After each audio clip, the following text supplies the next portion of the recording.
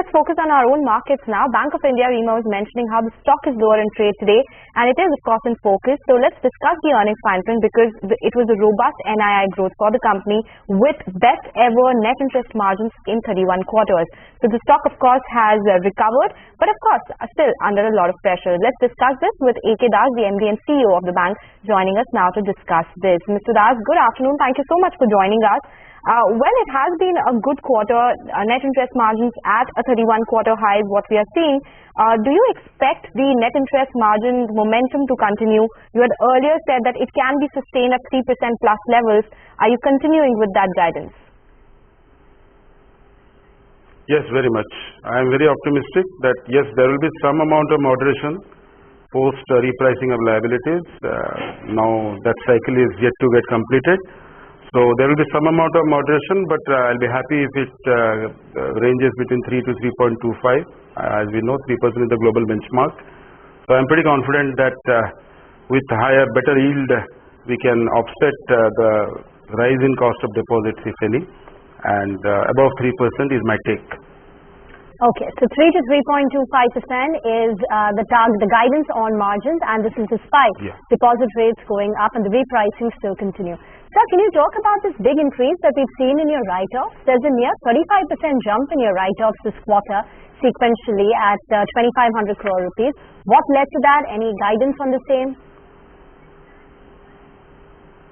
See, basically write-off is a balance sheet management tool, and we go only for write-off where there are no recourses left. Most of the write-off was long pending NPAs in the overseas markets. So we thought it prudent to hive it off from our loan book. It's a cleansing exercise. But more than that, I should say, you would have noticed about 1,200 crore of slippage has happened, but we could recover. Cash recovery and upgradation was to the tune of more than 1,800 crore.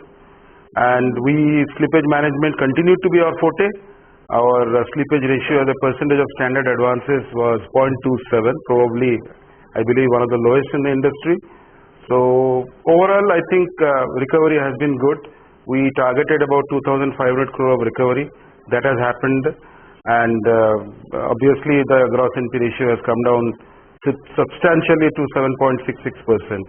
Our take is to take it below 7% at least by March 31st, 2023. Okay. So your net assets and NPAs will come down below 7%. Sir, the RBI had pointed out some financial divergence which required you, I think, to make additional provisions of 1,419 crore. Could you give us what happened over there and what is the way forward? Yeah.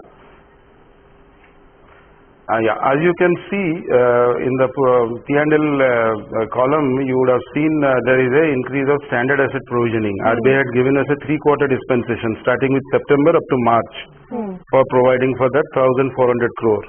So we provided 400 the first tranche in September. Got it. So although we had the time up to March, we decided to go for the entire provisioning in this December quarter only. Okay. That's how the number is looking a little elevated, but again it safeguards my March P&L. Okay. Since we had adequate operating profit, we thought why not?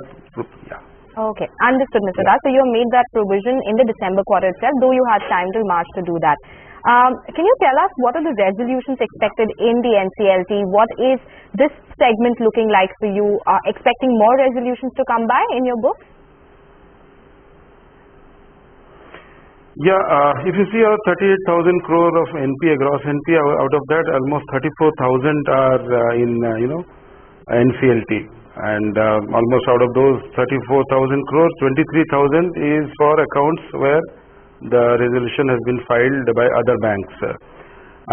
The progress has not been very satisfactory, I must say. It's for all banks put together, but on a very conservative basis, at least 600 crore. There will be some upside to that because of some bigger accounts getting resolved in this quarter as per the reports.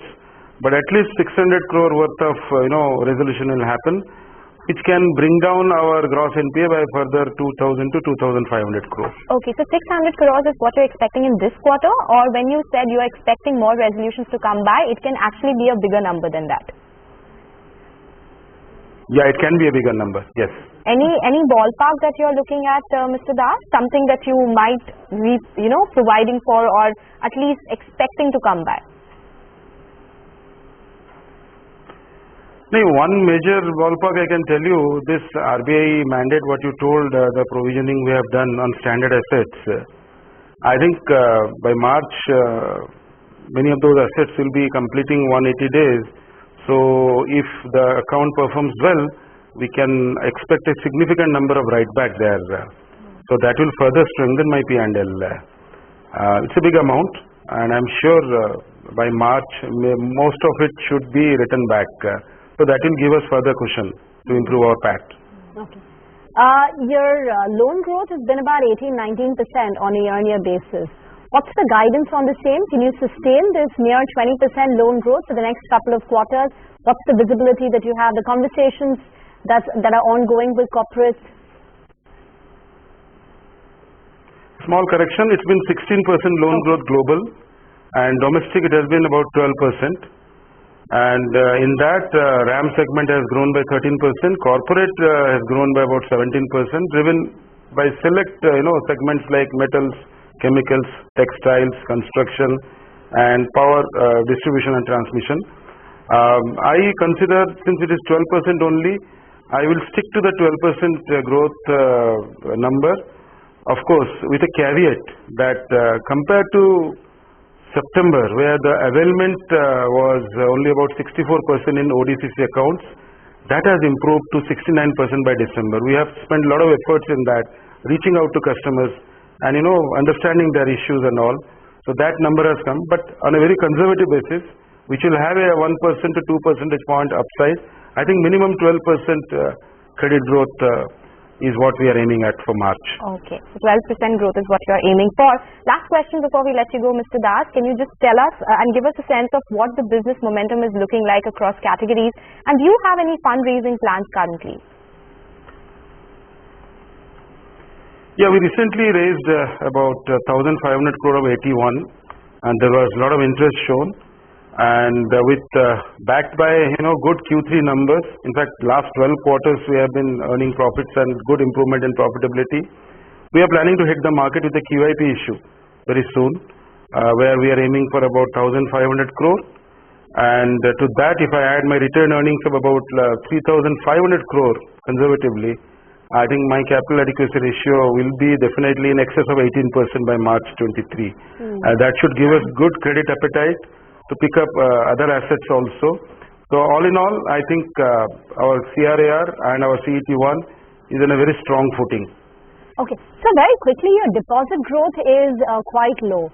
Could you tell us the reasons for that? Are you taking steps to improve your deposit growth? Because ultimately, it's the deposits that you garner which will feed into the loans that you will have to give to corporates. Yes, I agree with you. Deposit growth has been very muted, and not only for our bank, for many banks it has been muted because of the liquidity position prevailing in the system as a whole, post-COVID in particular. But one silver lining is there. Our CASA franchise has remained robust as ever before. If you can see, our CASA percentage is about 45.5%, which is one of the best in the industry, I should say. Retail term deposit, yes, there have been few concerns. So we have been doing mid-course correction in giving, the rate increases to attract new customers. But I believe interest rate is only one of the few variables that affects deposits. We are trying to reach out to other avenues like refinance and all. And with that, so far, so good. We are having a LCR of in excess of 130-140%. So that's not the biggest concern. But yes, deposits are under our radar. We will be monitoring the movement and going for mid-course correction wherever it is deemed necessary. Okay, Mr. Das, thank you so much for joining us and explaining to us quarter 3 numbers and what the outlook going forward is. Of course, the deposit growth is something that we'll be tracking as well. We'll do one thing, we'll slip into a short break. As we do that, here's an important information for our viewers. Don't miss out the 19 must-have stocks for 2023. Subscribe to Money Control Pro to get the full list.